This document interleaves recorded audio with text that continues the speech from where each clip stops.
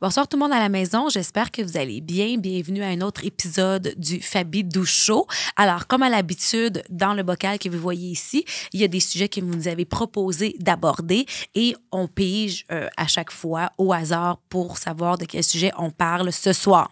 Es-tu prêt, Doudou? Oui, je suis prêt. T'es prêt? Alors, Oui. on pige. As-tu une petite idée de quel sujet ça pourrait être ce soir? Non. Pas vraiment. Non? Non. Alors, on parle de la confiance en soi. Ah, c'est bon, ça. Oui, c'est un bon sujet. On est bien content que vous avez choisi de parler de ça parce que je pense que c'est quelque chose qui est important d'avoir dans la vie, mais parfois, ça peut être un petit peu plus difficile de savoir comment s'en servir. Mm-hmm. Alors, on a reçu des questions de vous à la maison et je vous cite. Première question qu'on nous demande. Comment décririez-vous votre niveau de confiance en vous-même dans un environnement professionnel? Au point de vue professionnel, moi, j'ai jamais manqué de confiance. J'ai toujours eu une grande confiance en moi, même lors de ma première entrevue pour mon premier emploi. Sérieux, c'est à cause de ma confiance en moi que j'ai obtenu le poste. OK, mais comment tu faisais pour... Tu sais, c'est le fun d'avoir une confiance en soi qui vient comme ça, mais d'où vient-elle, cette confiance-là? C'est-tu tes parents qui t'ont toujours dit toute ta vie que tu pouvais réussir? Est-ce que c'est le fait de voir des gens qui t'inspirent, qui t'ont donné envie de faire comme eux, puis ça t'a motivé, ça t'a inspiré? D'où vient ta confiance? Mais ma confiance en moi a commencé, je dirais, au secondaire. OK. Ouais. Et puis, pourquoi j'avais une grande confiance en moi lors de l'entrevue, c'est que l'entreprise en question avait demandé un finissant à l'école en commercial. OK. Et puis, je suis arrivé là plein de confiance puisqu'il demandait, puis le directeur m'avait choisi. Bon. Alors, je me disais, s'il m'a choisi, c'est parce qu'il pense que je peux faire le job.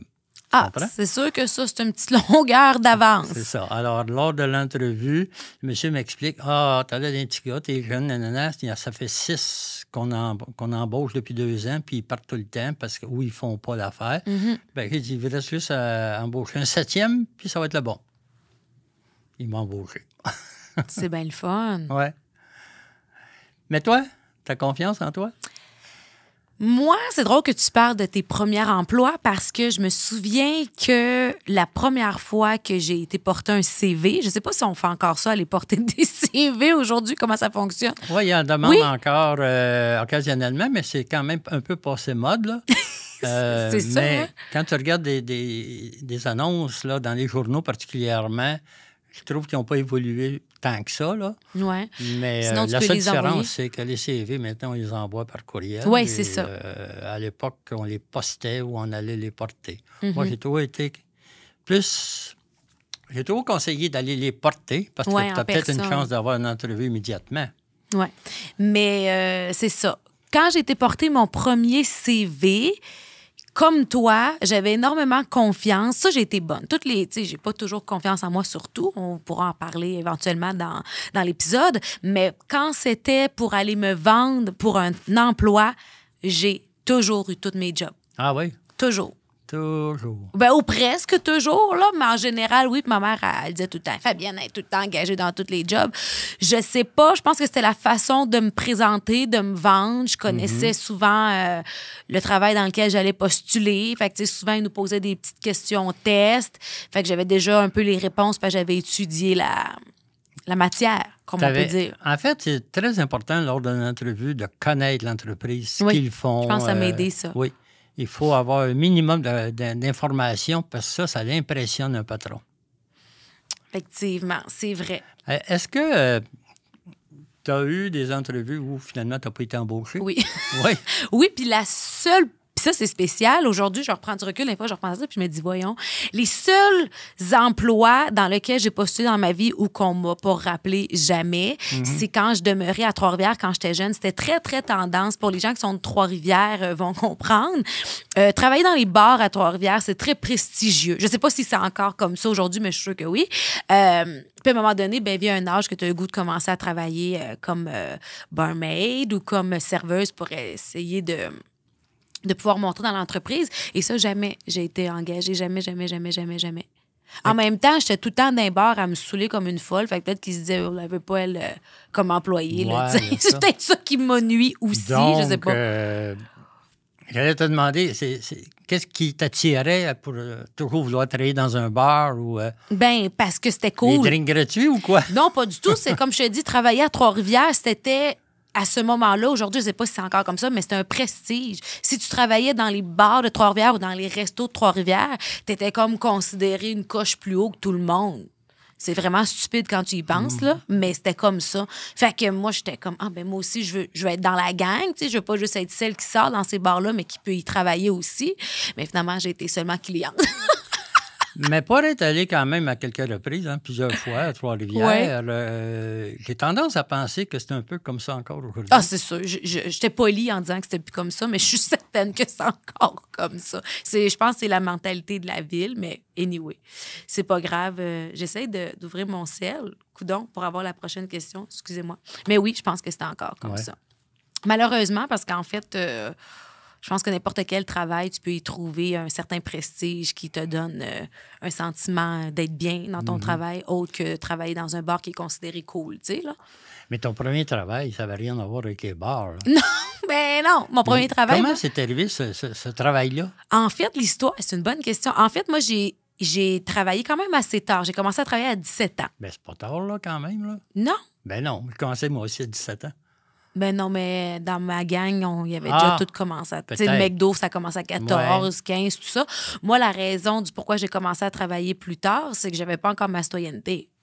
Normalement, ça avait pris bien du temps à la faire. On l'avait. Oui, mais j'avais pas la carte, en fait. Là, OK. Là. Puis, fait que c'est ça. Puis, j'ai pas eu le choix de me trouver un travail quand j'étais allée en famille d'accueil parce que là, on savait, tu sais, quand j'avais passé en cours, que j'allais pas retourner chez mes parents. Fait que je devais me ramasser de l'argent de côté pour aller en logement par la suite. Fait que j'ai commencé à travailler. Puis, mon premier emploi, j'ai été serveuse. Fait que ça leur ressemblait un peu à ce que je voulais, mais dans une résidence de personnes âgées au manoir. Les résidences du manoir. Serveuse pour servir les résidents? Oui. OK. Oh, t'étais loin d'un bar. J'étais loin d'un bar, mais j'étais serveuse quand même, puis j'aimais ça. J'aimais vraiment ça. Ah oui, ça, je peux confirmer. Tu m'en as parlé tellement souvent. Oui, j'aimais ça. Là. Fait que j'ai fait ça un bon petit bout. Puis, je me mettais des sous de côté, là, justement, pour avoir des sous lors de mon départ en appartement. OK. Puis finalement, j'ai pas mal resté dans ce domaine-là par la suite. Je suis allée faire le cours, je suis devenue préposée aux bénéficiaires. Puis c'est en faisant ce travail-là que j'ai su que je voulais être préposée. Ah oui? Oui, parce que j'aimais ça les voir, mais je trouvais que je les voyais pas assez. Tu sais, je les voyais juste sous l'heure du repas, puis ça va vite, t'as une coupe de table, puis tout ça. Puis je me disais, il me semble que moi, j'aimerais ça, tu sais, pouvoir les voir un peu plus longtemps. Fait qu'en étant préposée, ben t'es voir en masse. Bon. Fait que c'était bien le fun. L'autre question qu'on a reçue par rapport à la confiance en soi, c'est ceci. Quelles sont les situations ou les défis qui ont tendance à ébranler votre confiance en vous? Puis quand ça arrive, comment on gère ça? Ah, mon Dieu. Ben moi, pas au point de vue professionnel. Mm-hmm. Ça, j'ai toujours eu confiance en moi. OK. On pourrait y revenir, là, sur certaines étapes, mais j'avais plutôt un manque de confiance en moi au point de vue relation avec les filles. Mais ça a quand même pas duré si longtemps que ça, là, mais disons... Je te dirais, jusqu'à 18 ans, là, j'avais un petit peu de difficulté à m'avancer, tu sais, puis... T'étais pas déniaisé. Je n'irais pas jusqu'à dire ça, mais c'était la peur de me faire dire non. Parce que ce qu'il faut comprendre, c'est qu'à l'époque, on n'était pas dans des bars ou des choses comme ça. C'était dans ce qu'on appelait des salles de danse. Oui. Et là, tout le monde était assis tout le tour de la salle de danse. Et puis là, tu te levais, puis tu avais...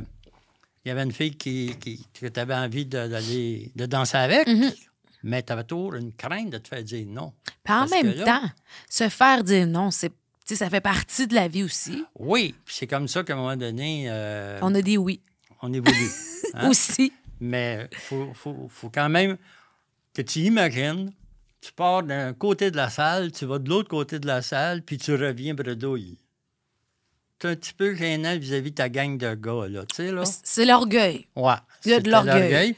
Alors, je me suis privé un peu Ah, tu t'es repris pas mal après moi. Ah oui, ensuite, la confiance en moi est venue. Elle est venue pas mal, hein? Il a suffi une fois qu'on te dise non, puis finalement... Ben, peut-être plus qu'une fois, là. Oui. Mais à un moment donné, oui, parce que je savais qu'il y avait 90 des chances d'avoir un oui. Mais ça a quand même pris un certain dans la nombre de question, mois, ils là. disent comment tu as géré ça. Tu sais, le fait d'être bredouille, comme tu dis, on gère ça comment en étant un jeune garçon qui se fait dire non parce qu'une fille lui dit non, je veux pas danser avec toi. Ben, il disait juste non merci, tu sais. Il disait pas je veux pas.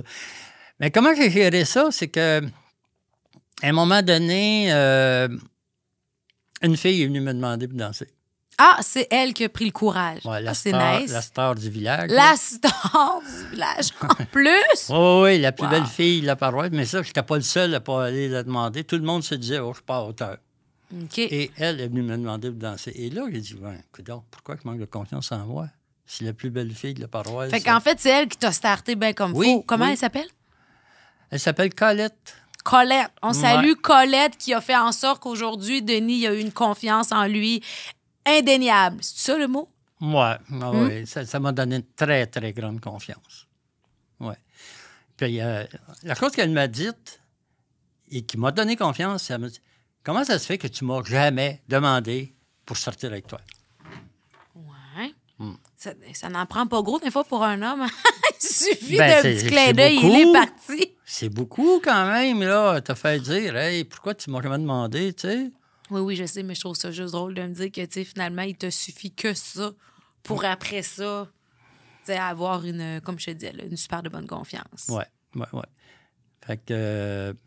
Mais toi, dans les relations avec les gars, est-ce que tu avais confiance en toi? Hi, ça a l'air compliqué. Oui et non. Ah ouais? Oui et non, parce que, bon, je reviens encore à Trois-Rivières. Ben oui. J'habitais à Trois-Rivières et à ce moment-là, j'étais pratiquement la seule fille noire Ouais. du village, de la ville de Trois-Rivières. Fait que ça a ses pour et ses contre. Donc, oui, tu sors du lot dans le sens parce que t'es la seule black, mais en même temps, tu descends du lot aussi parce que t'es noir. Je sais pas si tu comprends ce que je veux dire. Un peu de Ben, misère j'ai un à peu de misère à l'expliquer. comprendre, moi, personnellement, parce que moi, les Noirs, je les ai trouvés attirants, tu sais. Oui, mais c'est Alors? ça, justement. Tu sais, j'avais des gars qui étaient comme... ah, moi, c'est un fantasme pour moi, une femme oui, il y a noire. ça. Mhm. Fait que là, t'as ce boost-là que t'es comme, ah, ben, je fais partie de certains fantasmes pour des hommes, mais t'as aussi des hommes qui sont comme, non, moi, les Noirs, non. Mhm. Tu comprends? Ouais, ouais. Fait que c'est pour ça que je te dis, c'était un oui puis un non. Fait que oui, t'as une certaine confiance pour le « ah oui, c'est un fantasme », mais après ça, quand un gars, il dit « ah ben moi, les Noirs », puis t'as le droit, là, je veux dire, tu peux pas être attiré par tout le monde, mais ça a été pour moi un peu entre deux. Mais dans ma vie, j'ai plus pogné que pas pogné, par exemple. Ouais. Par contre, je pognais tout le temps les plus caves. Fait que finalement, ça s'annule. Plus calme. Peut-être que le mot est un peu fort quand même. Ah, je m'a dit que quand j'étais jeune, je n'étais pas le crayon le plus aiguisé de la Non, boîte. je pense là, que ce que tu voulais dire, tu pognais toujours ceux qui t'intéressaient moins. Tu aurais voulu pogner avec ceux qui t'intéressaient plus, qui t'attiraient plus, peut-être. T'as pas nécessairement cave, là. Non? Je sais pas, mais c'est pas fou. J'étais en bonne réflexion. Je me dis, ouais, c'est ça, je me limitais-tu à. Je sais pas. Puis, tu sais, il y a aussi le fait que pendant cette période-là, adolescente, je me tenais pas avec du bon monde nécessairement. Ouais. Fait que ça aussi, des fois, ça m'a peut-être nui dans le sens que, ouais, la fille est belle, elle est attirante, tout ça, mais que le monde avec qui ça se tient, ça peut refroidir le bon gars. Tu sais, fait que je me mettais un peu les plats dans les pieds dans les plats moi-même, Ouais. malheureusement. Mais que voulez-vous? C'est la vie. Ouais, c'est ça. L'autre question qu'on a reçue pour nous, qui ressemble un peu à ce qu'on vient de dire, mais quand même, est-ce que vous pouvez nous partager une expérience où vous avez dû puiser dans votre confiance en vous pour atteindre un objectif? Puiser pour atteindre un objectif. Ouais. J'ai un peu de difficulté à trouver, sauf peut-être justement lors de une période dans ma vie où est-ce que l'entreprise pour laquelle je travaillais a été vendue, puis qu'ensuite les nouveaux propriétaires ont fait faillite, puis là, la banque m'a approché. Puis là, moi, je suis allé, bon, j'avais quand même un certain moyen, mais j'étais loin d'être riche, là, tu sais, là. Puis acheter une entreprise de cette envergure-là, c'était pas simple. Puis toutes les banques que j'ai faites me disaient non. Pour quelle raison? Y avait-tu un motif de leur réponse de dire non? Bien, parce qu'ils ne connaissaient peut-être pas vraiment... Le créneau. Le créneau. Ils ne connaissaient peut-être pas ma capacité. Alors que la banque qui détenait l'entreprise, parce qu'elle a fait faillite, eux croyaient en moi, puis ils m'avaient dit, regarde, trouve-toi 2 associés, puis avec 200 000 $, on va s'organiser, on va te faire des conditions que tu ne pourras pas refuser. Alors, moi, j'ai hypothéqué ma maison, finalement, et puis j'ai réussi à avoir un prêt de la Caisse populaire des Jardins. Fait que c'était pas une banque, alors? Non. Ça a été la Caisse populaire des Jardins. D'abord, tu n'es pas retourné voir la banque qui t'avait fait cette offre-là? Jamais. Ah non, il n'y a pas de... Non, la banque qui détenait l'entreprise, oui, a toujours été notre banque d'entreprise. Ah, OK. Mais c'est pas eux qui ont financé ton projet. Bien, ils l'ont financé en très grande partie. Là. Fait que Desjardins sont venus faire quoi, alors? Bien, une mise de fonds. Ah, OK. Parce que tu achètes une entreprise de 1,5 million. Le minimum qu'il faut que tu mettes, c'est, mettons, un 20 là, environ, 25 Alors, fait que toi, c'est Desjardins qui t'a donné ta chance, en fait. Ouais. Fait que toi, le défi que tu as eu, c'est que malgré tous les noms que tu as reçus des banques, des institutions financières que tu es allé chercher, ben c'est Desjardins que tu as donné. Fait que, tu sais, c'est le fun. C'est un bon exemple parce que je me dis, tu sais, quand tu te fais dire non par toutes les institutions financières, ben peut-être que tu peux te remettre en question de dire, ben finalement, peut-être que c'était pas une bonne idée de racheter cette entreprise-là puisque les gens ne croient pas en moi. Mais non, tu as continué d'aller cogner en disant, il y en a bien un qui va dire oui, puis c'est Desjardins, la caisse, en plus. Oui. Puis, tu t'as donné ta chance, fait que c'est cool. Puis à l'époque, la Caisse populaire, il y avait un comité qui étudiait chaque demande d'emprunt, même pour une auto. Tu sais, c'était abominable. Ça prenait une semaine d'avoir une réponse, alors que j'ai déjà eu une réponse dans le jour même. Ils m'ont dit, tu as fait le chèque, l'argent va être dans ton compte pour une auto. Mais là, on ne parlait pas d'une auto. Non, c'est pas les mêmes paiements non plus. Et puis, la raison pour laquelle j'ai persisté, puis que je suis allé finalement chez Desjardins, même si eux prenaient un certain temps, c'est que j'avais tellement confiance que ça marche, cette entreprise-là, que je la connaissais, j'avais travaillé plusieurs années. Et, j'avais un plan de match, je savais tout ce que je changerais.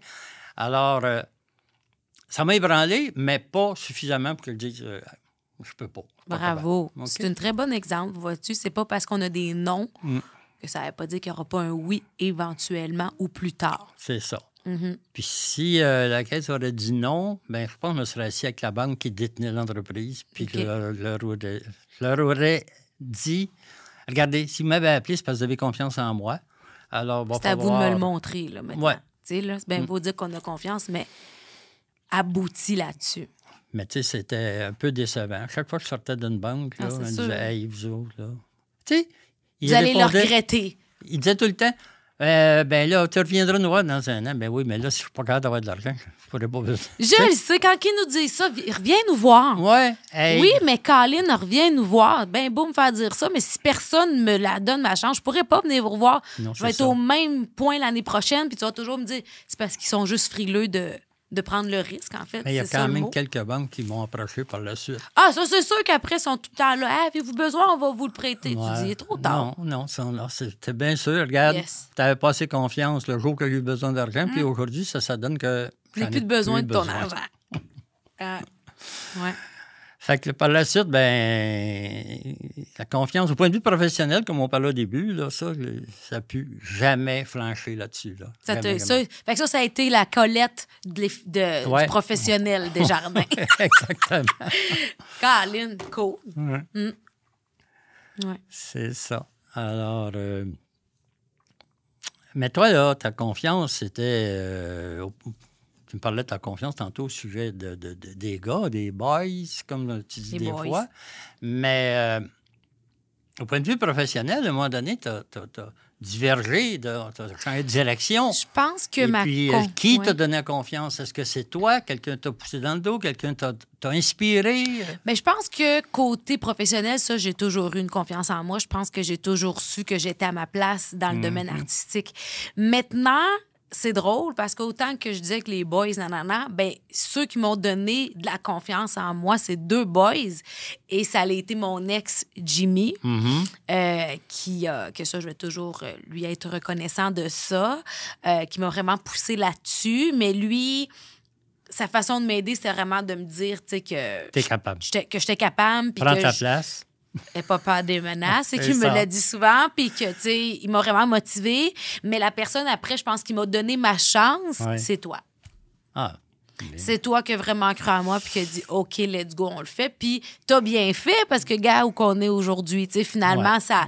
ouais. Mais, fait que tu vois, autant qu'avec les gars, au début, tu vois que ça a été oui après. Mais moi, j'ai rapidement vu que tu avais suffisamment de potentiel pour avancer dans ton plan de match. Ben c'est ça. Toi, t'as été ma Colette Ouais.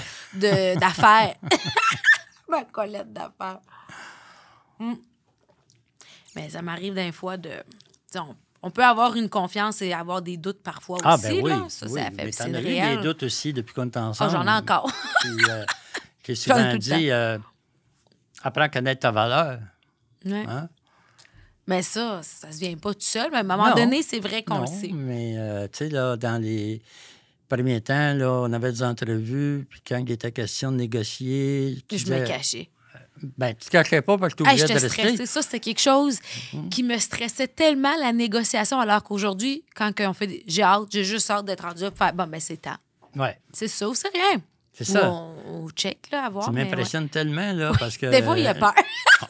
La négociation peur. aujourd'hui, là... Maintenant, c'est lui qui part. Mais là, tu sais, hein, combien de fois que tu te disais, non, tu sors pas, là. Oui. C'est le bout le plus important pour toi. Oui. Hey, on est une bonne équipe, pareil. Hein? Moi, L'autre question qu'on a, qui est comme la fin de ce sujet-là, qui est une bonne question. Comment la confiance en soi joue-t-elle un rôle dans votre prise de décision et dans vos capacités d'assumer des responsabilités? Une bonne question, hein? Veux-tu que je la repose? oui, je réfléchisse un peu parce que c'est... Comment la confiance en soi, Ouais. comment notre confiance en soi, en fait, joue-t-elle un rôle dans notre prise de décision au quotidien et, excusez-moi, et vos capacités d'assumer les responsabilités? Très bonne question. Ben là, hein? Si tu n'as pas confiance en toi, tu n'es pas capable d'assumer tes grandes responsabilités. Et si tu as confiance en toi, mais tu es capable de prendre des décisions assez rapides. Parce que dans une vie professionnelle, des fois, il y a des décisions à prendre, puis on n'a pas Puis 2 dans semaines. une vie là. personnelle aussi. Dans la vie personnelle également, oui. Tu sais, exemple, moi, je demeurais à Montréal, j'avais commencé à travailler Oui. à Saint-Hyacinthe, et puis, à un moment donné, mon ex-employeur me rappelle, puis il veut me revoir, mais il fallait que je convainque ma conjointe Mhm. de s'en venir à Saint-Hyacinthe. Oui, Puis, bon, j'ai réussi à la convaincre. oui.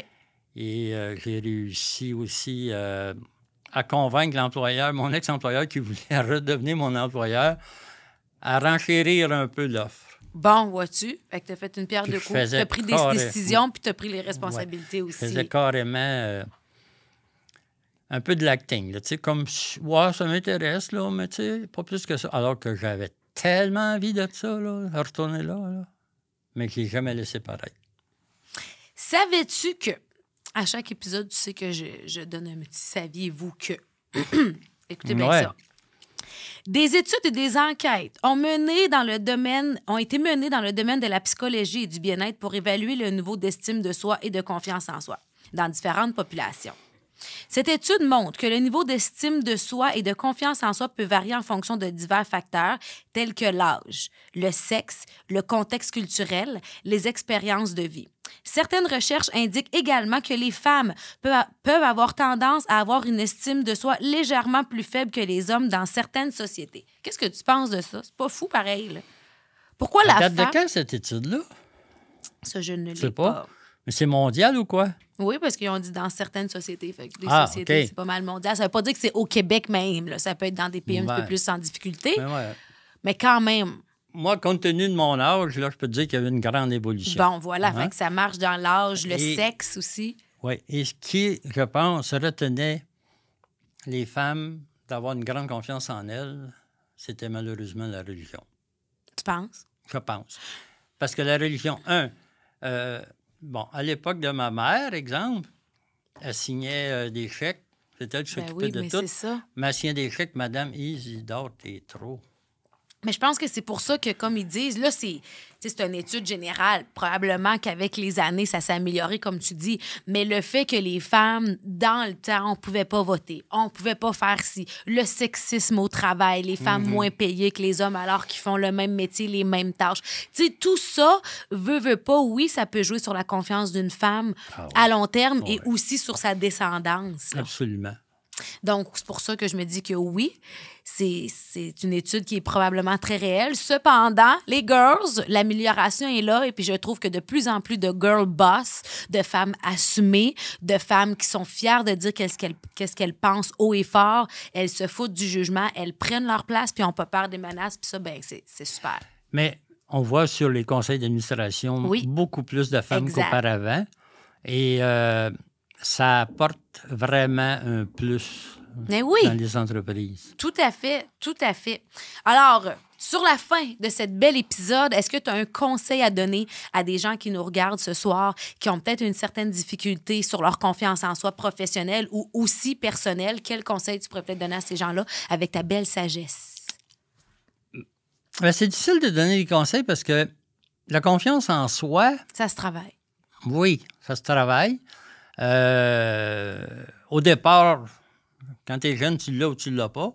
Mais si tu ne l'as pas, il faut que tu te dises que le pire qui peut t'arriver dans n'importe quoi, c'est un refus. Puis c'est pas OK? si pire. Puis si c'est un refus, c'est parce que tu ne l'avais pas avant, fait qu'il est au même point. Ça, c'est Alors, vrai. tu continues. Que ce soit à la recherche d'un emploi, Que ça tu soit vas dire non. par une petite fille qui veut pas danser, qui veut pas sortir dans une date avec toi. C'est vrai, tu sais, dans le sens que moi, le conseil que je pourrais donner aussi, c'est que souvent, la confiance en soi vient à être ébranlée, surtout dans la génération d'aujourd'hui, je pense, avec la comparaison. Je sais pas si dans ton temps, c'était comme ça aussi, mais aujourd'hui, avec l'ère des réseaux sociaux, l'ère de s'exposer, ben c'est facile de se remettre en question sur soi-même, sur sa vie, sur son corps, sur ses choix, sur ci, sur ça. Alors, je pense que déjà, à la base, de pas se comparer avec la vie des gens, de pas se comparer avec les choix de vie des gens, ça, déjà, c'est un. Deuxièmement, au lieu de, quand tu te regardes dans le miroir puis de te dire « Ah, j'ai pas ça, j'ai pas ça, j'ai pas ça », regardons ce que tu as. Exact. Puis Oui. va de l'avant avec ça, tu sais. Fait que je pense que ça, c'est les deux bonnes bases. Puis après ça, ben c'est en ayant des refus qu'on gagne de la confiance, en ayant des victoires qu'on gagne de la confiance, en ayant des remises en question qu'on gagne de la confiance. Fait que, tu sais, tout le processus de la confiance en soi, ben il faut le faire. Puis c'est après ça qu'on devient des doudous. Oui.